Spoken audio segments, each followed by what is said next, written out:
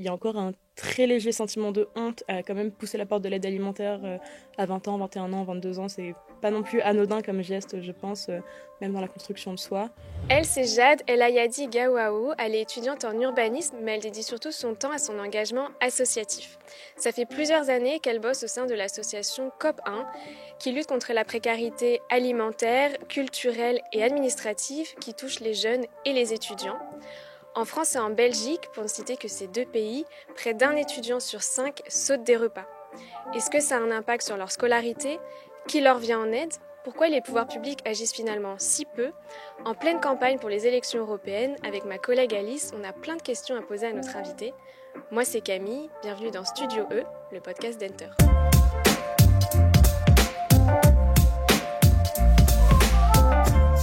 Bonjour Jade, merci beaucoup d'être avec nous. Bonjour Alice. On est ravis de t'accueillir pour ce premier épisode où on va parler de précarité et de précarité étudiante. C'est un terme dont on entend de plus en plus parler dans les médias, notamment depuis le premier confinement et depuis la pandémie globalement. Mais malgré le fait, moi j'ai cette impression, malgré le fait que ce soit un peu partout dans les news, beaucoup sur les réseaux sociaux avec des nouvelles trends super régulièrement, j'ai l'impression que cette précarité, en tout cas sa perception, elle ne change pas du tout, que ça reste une sacrée galère. Comme si cette précarité aujourd'hui, elle était assez normalisée quand on est jeune et étudiant. J'ai l'impression aussi qu'on a cette normalisation de la précarité. Pendant le Covid, on pouvait avoir l'impression qu'elle était un peu plus à la mode, qu'elle attirait un peu plus de l'attention, notamment grâce aux médias qui avaient joué un rôle assez important sur la visibilisation de toutes les files d'attente devant l'aide alimentaire. La précarité étudiante, c'est quelque chose qui a toujours existé.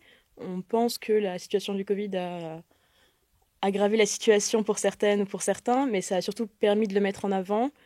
Ensuite, en sortie de Covid, il y a eu la question du après, donc qui remettait ça sur la table. Et on peut avoir l'impression parfois que le sujet perd un peu d'intérêt. Le sujet revient un petit peu au niveau de l'impact de l'inflation sur les jeunes et sur les plus précaires, souvent donc les jeunes et les jeunes ménages en général. Et c'est vrai que c'est une question qui est assez normalisée parce qu'on sait qu'elle arrive et il n'y a pas forcément d'organisation structurelle de la société pour les jeunes qui vont traverser cette période sans revenu pendant 3 à 5 ans en moyenne pour les jeunes. Ouais, qui est la durée moyenne d'un parcours d'études. Toi, tu as découvert l'association Copain, dont aujourd'hui tu fais partie et que tu es même présidente, pendant les 2 confinements. Tu étais dans quelle situation quand tu as découvert l'association, toi ? C'est assez drôle, mais j'avais une voisine qui m'avait donné du lait en pensant que je pourrais en avoir besoin parce que j'étais jeune en situation de précarité. Sauf que j'aime pas particulièrement le lait. Et du coup, j'avais assez rapidement cherché une asso à qui pouvoir donner à nouveau ce produit-là. J'ai découvert Copain qui venait d'être créé. J'étais une des rares étudiantes sur Paris qui avait le permis à ce moment-là. C'est comme ça que j'ai découvert l'association, qui m'ont dit ok, on est chaud d'avoir des gens qui peuvent conduire avec nous au niveau logistique. Donc du coup, j'ai commencé à m'engager fin 2020. Et maintenant, ça fait bientôt 3 ans et demi que je suis chez Copain. La situation a totalement changé. Là où au début, on avait juste pensé à une aide d'urgence temporaire pour Copain, je pense malheureusement qu'on est parti pour exister pendant encore plusieurs années, un peu sur le modèle des Restos du Cœur qui à la base qui avait juste été créé pour 3 mois ou pour ouvrir des restaurants gratuits pour les personnes qui en avaient besoin et qui aujourd'hui sont totalement structurés, organisés à l'échelle nationale. Oui, même à l'échelle internationale, c'est les Restos du Cœur, tout le monde les connaît.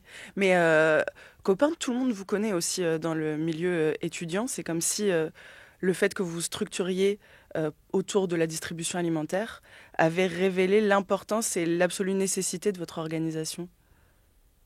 J'aimerais dire que tout le monde nous connaît, mais je pense que c'est pas encore le cas et que c'est encore un terrain sur lequel il faut qu'on aille de plus en plus. Il y a des villes où on est implanté depuis plusieurs années, par exemple à Paris ou à Marseille ou à Angers, et où malheureusement encore certains jeunes ne nous connaissent pas. La meilleure communication, ça reste le bouche à oreille, donc c'est nous qui disons aux jeunes, parlez-en autour de vous, que les jeunes soient étudiants ou pas étudiants, juste au moins de 26 ans, on les accueille aussi. Et on voit aussi parfois de l'étonnement quand on dit ça, ils nous disent ah oui, ok, d'accord, j'avais un pote qui était en galère, qui osait pas venir parce que sa carte étudiante est expirée. On a aussi des sollicitations d'étudiants dans des villes où on n'est pas encore et qui nous demandent assez de façon répétée quand est-ce que vous arrivez là. C'est aussi comme ça qu'on réfléchit, nous, aux villes où on va s'implanter pour la suite. Et ensuite, je pense qu'il y a des jeunes qui nous connaissent. Il y a encore un très léger sentiment de honte à quand même pousser la porte de l'aide alimentaire à 20 ans, 21 ans, 22 ans. C'est pas non plus anodin comme geste, je pense, même dans la construction de soi. Et ensuite, il y a aussi la question des jeunes qui nous connaissent, mais qui ont du mal à bénéficier de nos aides parce que la demande, elle est énorme. Et nous, on reste une association qui fait des distributions avec 200, 300, 400 places. Et ça ne suffit pas du tout dans des villes où il y a, par exemple, je pense à Montpellier, il y a 120 000 étudiants à Montpellier. on ouvre 300 places par distribution alimentaire par semaine. Donc forcément, malheureusement, on ne peut pas répondre à toute la demande des jeunes dans cette ville. Mais c'est intéressant parce qu'en France, en 2023, il y avait presque 3,5 millions de Français qui étaient dans le besoin de recourir à des aides alimentaires. Vous, Copain s'ouvre sur le principe même de distribution alimentaire. Et on pourrait se dire, mais pourquoi, alors qu'il existe plein de banques alimentaires sur le terrain, pourquoi avoir besoin d'ouvrir de nouvelles places pour donner à manger? Mais c'est ce que tu dis, en fait, les étudiants ont vraiment besoin de ces aides-là. Et je pense qu'il y a deux réponses à ça. Il y a une première question d'essayer de soulager un petit peu ces organisations comme les Restos du Cœur, le Secours Populaire, la Fondation de l'Armée du Salut, qui font déjà des distributions alimentaires. Et c'est aussi permettre aux jeunes d'avoir un guichet unique. C'est peut-être plus facile, et on est assez convaincu que c'est plus facile pour un jeune de venir à l'aide alimentaire où il va être avec uniquement d'autres jeunes, où tout le monde va se tutoyer, il y a de la musique, c'est convivial. Là où aller dans une aide alimentaire, il y a aussi des familles, des personnes sans domicile, c'est beaucoup plus violent. Beaucoup plus De lourd. venir dans une aide alimentaire où il n'y a que des jeunes, il y a un peu l'idée que c'est quelque chose de temporaire. On sait qu'une fois qu'on n'est plus étudiant, peut-être qu'on ne viendra plus ici. On va s'en sortir parce qu'on Euh, aura un job, parce c'est que ça, on on sortira de espère cette qu'on arrivera à précarité. sortir de ça. On a des jeunes qui viennent ponctuellement, par exemple une bourse en janvier qui a été décalée à cause des congés, une bourse en mai qui a été décalée, une dépense médicale imprévue. On a aussi des jeunes malheureusement qui viennent depuis 2 ans, 3 ans chez copains, on les reconnaît, on les connaît. Et on se dit qu'en fait, c'est ces personnes qui vont faire toute leur scolarité à l'aide alimentaire. Et alors, qui peut bénéficier des aides proposées par Copain? On a une démarche de non-conditionnalité de notre aide chez Copain. On a conscience que c'est des situations d'urgence auxquelles on pallie. C'est des jeunes où il y a une dépense imprévue le mois dernier. C'est des jeunes, comme je disais, qui dépendent de notre aide depuis assez longtemps. Il n'y a aucune condition de revenu, aucune condition de bourse. Il faut juste être jeune de moins de 26 ans ou étudiant, pour pouvoir bénéficier de notre aide chez Copain. Moi, l'impression que ça me donne, enfin ça on le savait déjà, c'est que du coup il y a un problème qui n'est pas pris en charge par les pouvoirs publics et dont vous êtes obligé de vous saisir. Toi, tu te sens comment par rapport à ça? Je pense que c'est un fait qu'il y a un manquement à ce niveau-là de la part de l'État. Et ce qui est surtout impressionnant, je pense que c'est toute l'auto-organisation des jeunes qu'on voit peut-être pas forcément, qu'on normalise peut-être un petit peu, mais c'est vraiment ça, je pense, l'aspect le plus important, c'est quand même des jeunes, j'ai 21 ans, il y a des bénévoles qui ont 18 ans chez Copain qui vont consacrer 2, 3, 4, 5, 6, 10, 30 heures de bénévolat par semaine pour aider d'autres jeunes qui, eux, n'ont pas les capacités de juste pouvoir manger à la fin du mois. Je pense que c'est surtout ça qu'il faut mettre en avant et qui est anormal, c'est qu'on prend sur nos études, on prend sur notre temps personnel, on prend sur nos petits jobs à côté, on va même tourner toute notre vie autour de l'aide alimentaire parce que c'est quelque chose qui nous tient à cœur, c'est quelque chose qui nous touche. On a aussi beaucoup de bénévoles qui sont aussi bénéficiaires et qui du coup se disent qu'après avoir été aidés, ils ont envie d'être aidants à leur tour. Et je pense que c'est surtout cette question de l'auto-organisation extrême de la jeunesse à la base dans l'urgence et qui aujourd'hui est tout à fait structurée. Une distribution alimentaire chez Copain, elle est structurée de A à Z. C'est un bénévole qui va gérer la logistique, une autre qui va gérer les mails inscriptions, une autre qui va gérer la story Instagram pour communiquer. C'est toute une petite machine qui tourne assez bien, tous les ans qui est renouvelée par d'autres bénévoles qui arrivent et qui sont à leur tour touchés par le projet.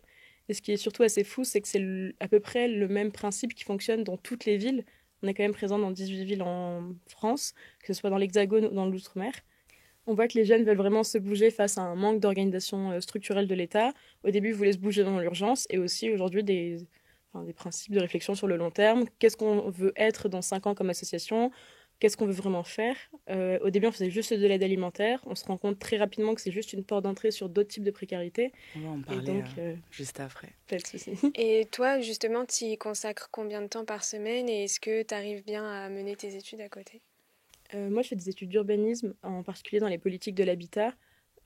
J'ai décidé de consacrer beaucoup de temps à Copain. On est sur 30 à 35 heures à 40 heures, voire plus, selon les périodes de l'année.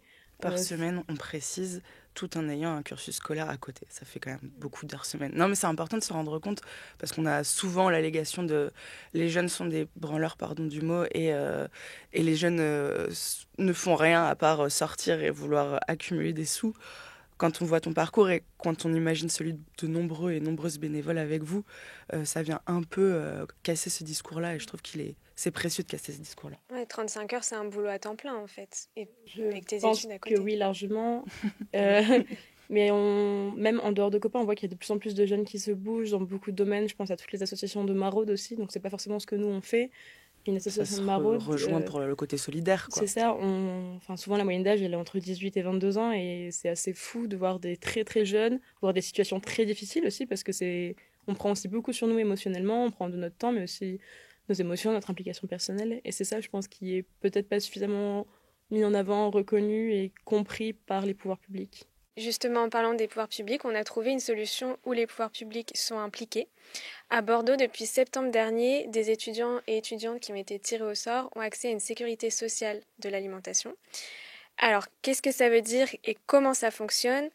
L'idée, c'est de permettre à des jeunes qui ont peu de moyens de se nourrir de manière saine. Et le concept se calque sur le fonctionnement de la Sécu. L'étudiant cotise environ 10 € et en retour, il reçoit l'équivalent de 100 € en monnaie locale, les gemmes. Et ensuite, il peut dépenser tout ça dans des magasins du réseau conventionné. Et résultat, ces jeunes peuvent acheter à des producteurs locaux et qui travaillent dans le respect de l'environnement. Il y a même du bio. Alors que la précarité implique plutôt généralement d'acheter des produits premier prix et donc pas forcément très bons pour la santé. Et le projet a quand même besoin d'autres financements en plus de cette cotisation de 10 €, avec des financements à la fois publics et privés pour pouvoir fonctionner à cette échelle. Et il y a d'autres expérimentations sur d'autres villes. Jade, est-ce que pour toi ça pourrait faire partie de la solution face à la précarité étudiante ? Je pense que ce modèle finalement d'organisation sociétale comme on l'a pour nous pour la santé, comme on l'a pour les femmes enceintes, comme on l'a pour les personnes retraitées, c'est une question qui est assez intéressante parce que c'est des situations pendant lesquelles on sait que les personnes vont être privées de revenus. On sait qu'une personne malade va être privée de revenus et on a accepté, on a organisé la société pour qu'elle puisse quand même avoir des revenus pendant ce moment-là. Là où un étudiant, on sait très bien que pendant 5 ans, il va galérer, on le sait. Il n'y a pas forcément d'organisation. Je pense que ce genre de modèle-là est... Ce que tu veux dire, c'est que c'est anticipable. On Oui, sait c'est par ça. exemple que la retraite, elle arrive parce que c'est la fin d'une vie, ou qu'une grossesse, elle empêche une femme elle empêche une femme à un mot jusqu'à un certain point de s'impliquer au travail. Les études, a priori, c'est prévisible. Bah, c'est ça, c'est des situations prévisibles. Et ensuite, il y a toute la question aussi OK, quand on est pauvre, on est un peu la poubelle de l'agroalimentaire. C'est aussi le cas pour les associations de plus en plus. Et c'est aussi pour ça que chez Copain, on se tourne de plus en plus vers l'alimentation bio, vers l'alimentation durable. Et on a ouvert une épicerie à Sceaux, en banlieue parisienne, dans le sud de Paris, où tout est produit bio en circuit court. Quand on ouvre de nouvelles antennes, on essaye d'aller vers ces modèles-là. À la fois parce que sociétalement c'est sympa de faire participer le fermier d'à côté, le producteur d'à côté, et c'est aussi pour la qualité de nourriture qu'on veut fournir aux personnes qui sont pauvres, mais qui peuvent quand même manger de la bouffe de qualité, qui vont pas avoir le corps encore plus impacté par ce qu'on peut manger derrière. Ouais, justement, on parle beaucoup de l'aide alimentaire d'urgence, mais quand on est étudiant ou jeune pauvre, il y a beaucoup d'autres choses qui rentrent en compte, comme tu disais, et du coup, on est obligé de se restreindre et pas seulement sur la nourriture. Nous, on est allé dans les rues de Paris pour demander aux jeunes, étudiants ou pas, où est-ce qu'ils rognent sur leur budget. Du coup, je vais te montrer la vidéo et puis tu nous diras ce que tu en penses. C'est vraiment la première année, par exemple, où j'ai recours à des banques alimentaires. Et ça, j'aurais peut-être pas pensé ça avant, surtout vu de mon niveau d'études. J'achète moins, je fais plus de sacrifices sur la qualité des produits ou les marques que j'achète. Et j'ai réduit aussi un peu les voyages. Je prends beaucoup le train. Je fais des week-ends, des allers-retours pour voir des amis, mais du coup là, je fais moins. Moi, je n'ai pas de passe Navigo parce que c'est trop cher. Alors, normalement, je marche ou je prends un Vélib. Mais quand je dois prendre un ticket métro, c'est de plus en plus cher. Alors là où je me restreins, ça va être énormément sur l'énergie surtout. En fait, je coupe le chauffage, ça fait, tout cet hiver, je me suis pas chauffé et du coup, ça a un peu limité la casse, mais ouais, c'est pas assez quoi. C'est chaud quand même de ne pas mettre le chauffage ou de ne pas pouvoir prendre les transports en commun. Tu vois beaucoup de jeunes qui sont dans cette situation-là, j'imagine. Ouais, c'est des situations qu'on voit au quotidien. Il y a aussi quelque chose que la première personne interviewée a dit qui est assez intéressante sur le niveau d'études. C'est quand même fou que malgré mon niveau d'études, j'en sois là. C'est quelque chose qu'on a constaté très rapidement dès la première année chez Copain. C'est que les jeunes qui viennent à l'aide alimentaire sont plutôt en fin de parcours scolaire.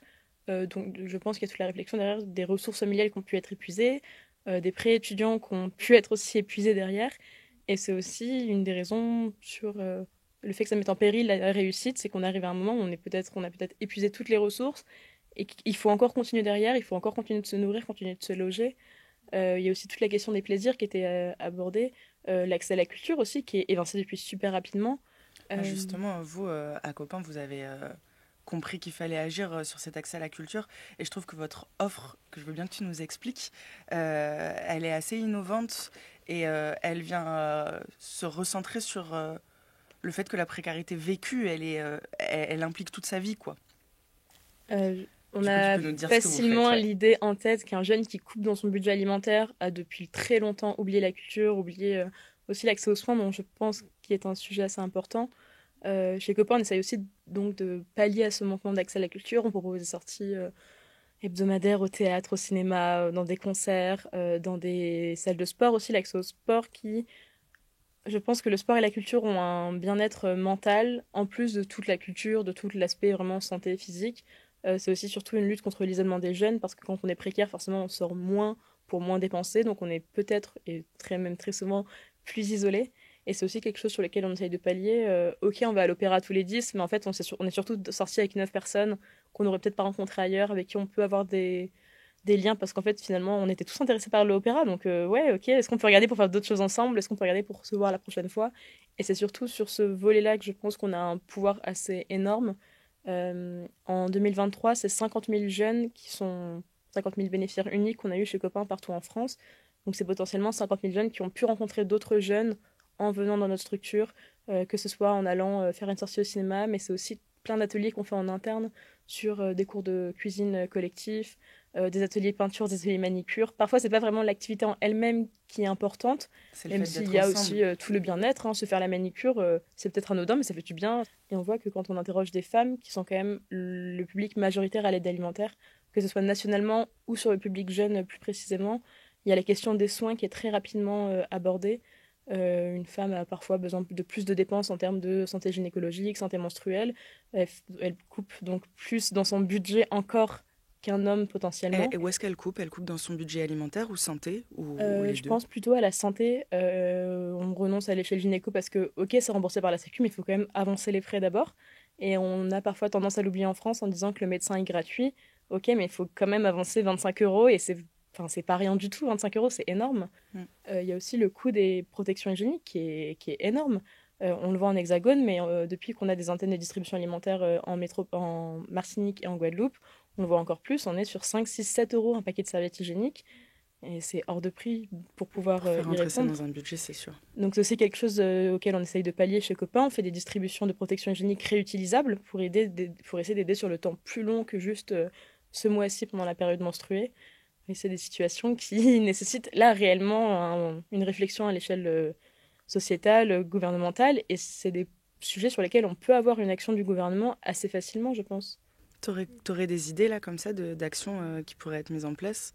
Je pense que la gratuité des protections hygiéniques, c'est une piste assez simple. On a entendu parler du remboursement des protections hygiéniques réutilisables qui devrait être mis en application courant 2024. On est au mois d'avril, on est fin avril, on n'a encore pas trop de... Rien n'a été évoqué. On n'a à pas ce trop de sujet, non. nouvelles. On a quelques idées avec l'idée que ce sera remboursé à 60% pour les étudiantes. Mais au final, on n'est pas du tout sur la gratuité. 60%, ça suffit pas du tout, vu le coût d'une protection menstruelle réutilisable aujourd'hui. C'est clair. Et encore une fois, c'est comme sur l'alimentation. Si on veut quelque chose de qualité qui n'est pas plein de produits chimiques, bah, ça coûte plus cher. La question du futur, ok, dans quel monde on veut vivre dans plusieurs années. On a aujourd'hui une mobilisation assez énorme des jeunes et je pense que les réseaux sociaux jouent un super bon rôle là-dedans. Carrément. On pointe plutôt l'aspect négatif des réseaux sociaux en général, mais sur ces questions-là, c'est un outil assez merveilleux, je pense, de sensibilisation à différentes échelles. C'est plus compliqué de demander à des personnes précaires de faire attention à leur impact écologique et c'est pas à eux de faire C'est très attention à leur ok. impact écologique.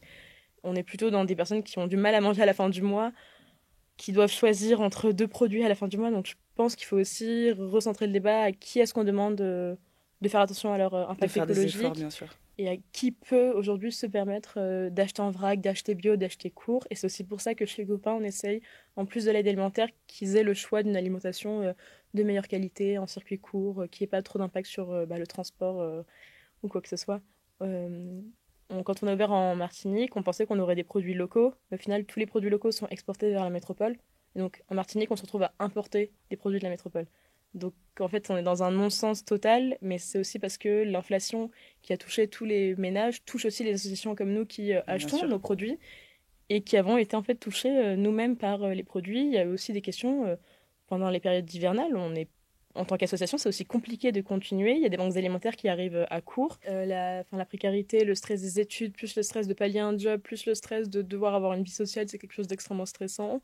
Et il y a aussi parfois l'avenir de la planète qui peut rendre anxieux les jeunes, et aussi l'avenir des jeunes plutôt sur leur futur. Et en fait, c'est pour ça qu'on parle de précarité et pas forcément de pauvreté étudiante.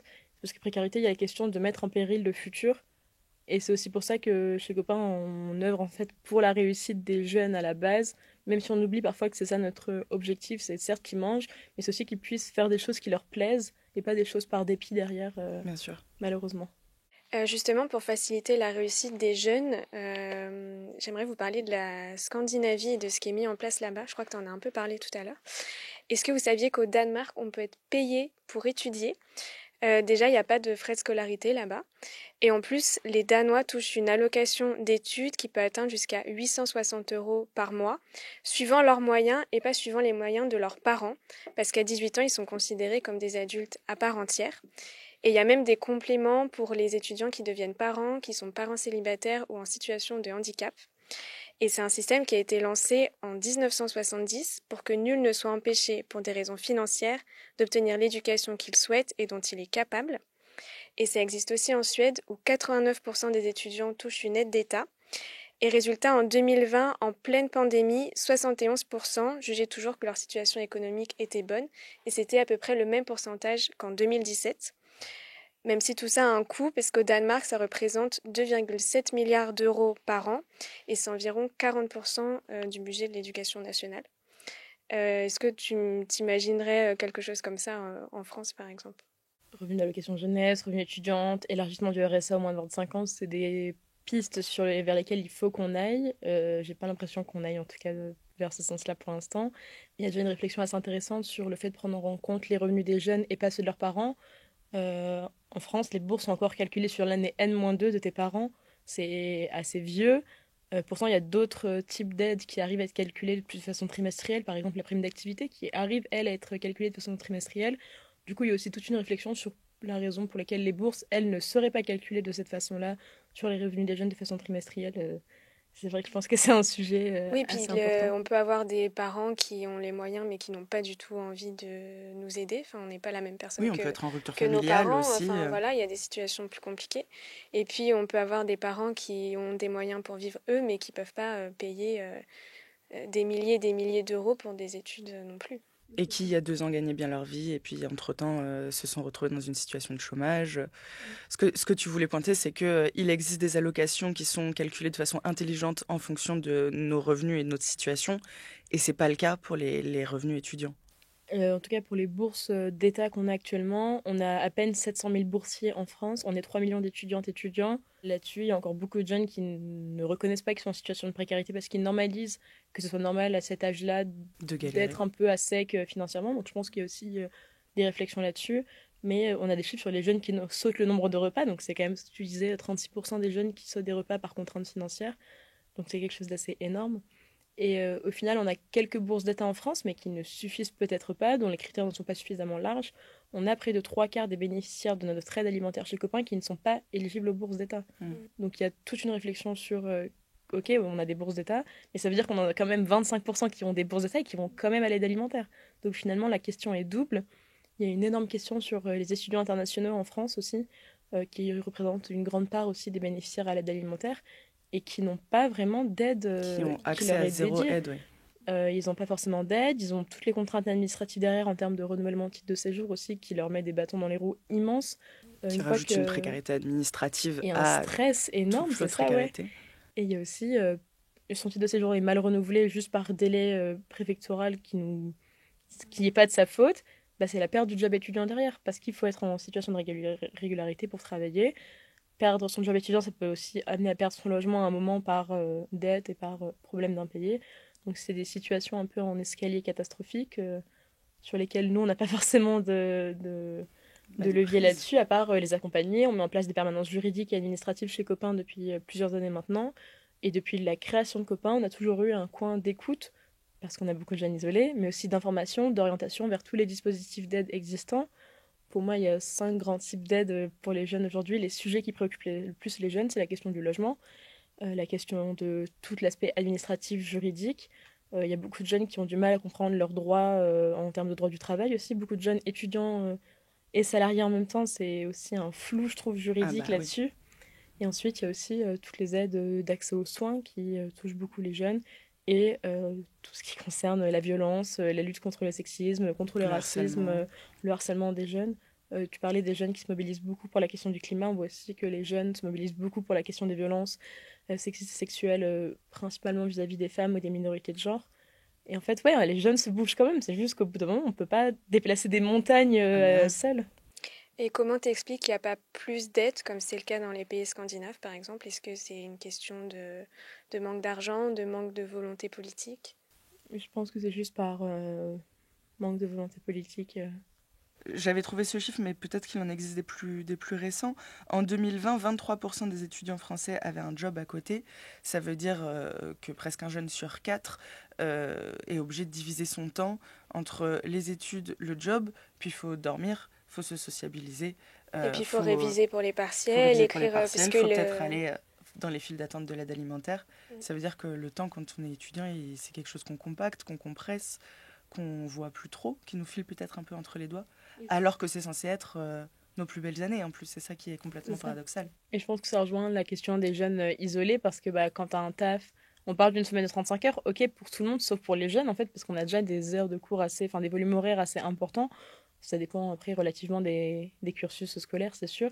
Mais ensuite, derrière, on a, comme tu dis, tout ce temps-là dédié à se débrouiller, à aller récupérer de la bouffe à un endroit, d'aller travailler 15 heures à un endroit. Le temps dans les transports aussi, qui est parfois un peu peut-être négligé. Surtout à Paris. Du 6 au 9 juin prochain, les Européennes et Européens sont appelés à aller voter pour leurs représentants et pour les prochains élus du Parlement européen. Si tu te mettais dans la tête d'une décideuse européenne, est-ce que tu aurais des mesures déjà toutes proposées à brandir pour lutter contre la précarité étudiante?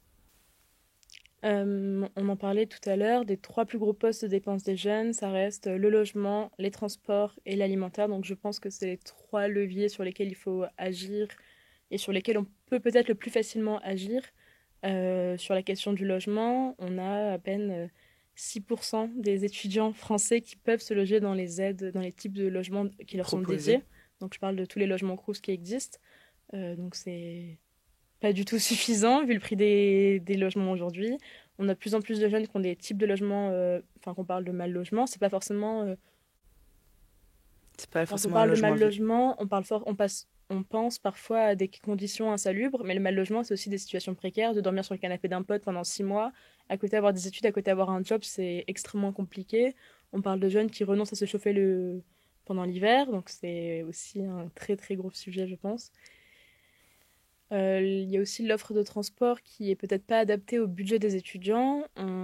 Par exemple, je parle pour mon cas à Paris, j'ai certes la moitié de mon pass Navigo qui est pris en charge par la région, mais il me reste encore 40 € à ma charge tous les mois. C'est assez énorme. C'est aussi parce que le réseau parisien est extrêmement grand, j'en ai conscience. Mais dans d'autres villes aussi, c'est aussi un coût assez important. À Montpellier, on parle de gratuité des transports. C'est aussi, je pense, des réflexions qu'il faut avoir. On parle aussi de réduction plus importante pour les seniors à Paris. Je pense que c'est plein de pistes de réflexion assez importantes pour avoir des leviers sur la précarité des jeunes derrière. Donc on parle du logement, des transports, de la nourriture évidemment. Ce qui est intéressant, c'est que ça fait plus de 10 ans que l'UE promet réduire la pauvreté au sein de sa population et échoue à tenir ces promesses-là. Aujourd'hui, 1 personne sur 10 en Europe vit sous le seuil de pauvreté. C'est juste énormissime et c'est plus que la moyenne en France, par exemple. Donc à l'échelle du continent, on est plus pauvre qu'à des échelles nationales. Est-ce qu'on attend quelque chose de l'Europe pour faire face à la précarité dans des périodes où l'inflation est grandissante et où du coup, d'un bout à l'autre du continent, on a des expériences de vie similaires? Ou est-ce que juste on se dit que l'important c'est d'agir d'abord à une échelle très très locale et puis on verra si un jour les espérances peuvent arriver à atteindre des sphères européennes? J'ai du mal à me dire que c'est à l'échelle européenne qu'on va pouvoir résoudre la précarité étudiante et la précarité des jeunes aussi plus largement.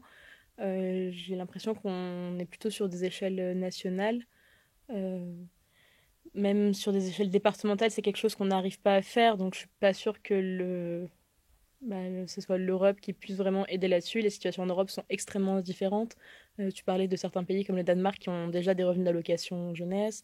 Tu parlais du Portugal qui avait, elle, déjà de la TVA à 0% sur les produits de première nécessité. Donc je pense que c'est des situations qui sont plutôt nationalement. Et c'est peut-être à l'échelle purement micro-locale, comme toi, dans ta vie, ton engagement, et c'est un engagement local et c'est un engagement de terrain. Est-ce que, ce serait ma dernière question, mais est-ce que tu recommanderais aux jeunes de s'engager et de s'ouvrir un peu à la solidarité aujourd'hui? Je pense qu'avec le parcours que j'ai, moi je suis engagée depuis mes premières années étudiantes, donc je n'ai presque pas connu la vie étudiante. Je n'ai pas connu la vie étudiante sans engagement à côté.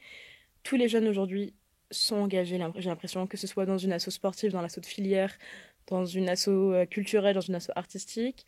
L'engagement solidaire est encore plus, je pense, marquant socialement. Même humainement, se construire en tant que jeune en apprenant tout plein de choses. C'est aussi une forme un peu d'éducation populaire. Tout ce qu'on apprend sur le terrain, tout ce qu'on se partage entre nous, on apprend aussi de nos expériences. On se rend compte qu'on a essayé quelque chose à Marseille qui a pas fonctionné. On va pouvoir faire la même chose à Montpellier. Ok, mais Lyon a une super bonne idée avec Montpellier, donc ils peuvent échanger aussi là-dessus et c'est hyper intéressant.